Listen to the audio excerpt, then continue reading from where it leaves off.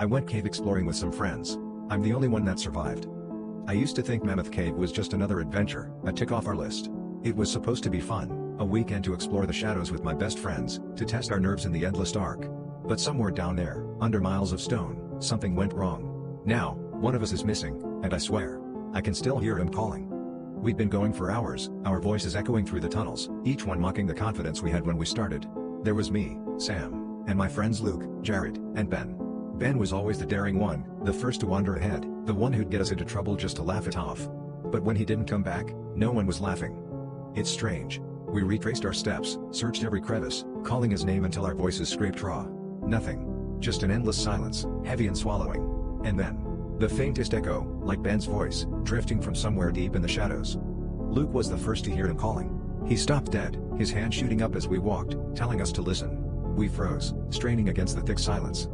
"Did you hear that?" he whispered, his voice barely louder than a breath.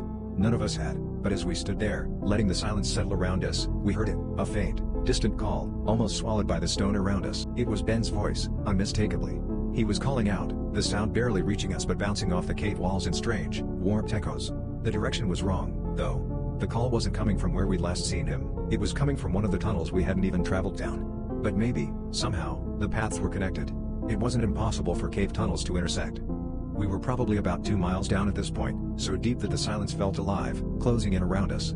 The chill in the air seeped into our bones, and every breath echoed back like a reminder of how far we'd come. The walls felt tighter here, the space around us shrinking with each step. Our lights cast shaky beams on the rough stone, cutting through just enough darkness to keep us moving. We'd packed extra batteries, sure, but even with the supplies, an uneasy feeling twisted in my gut. Still, leaving wasn't an option. Ben was down there somewhere, and we couldn't just abandon him in the dark. We walked down a few hundred feet, calling out Ben's name into the dark, then waiting in silence.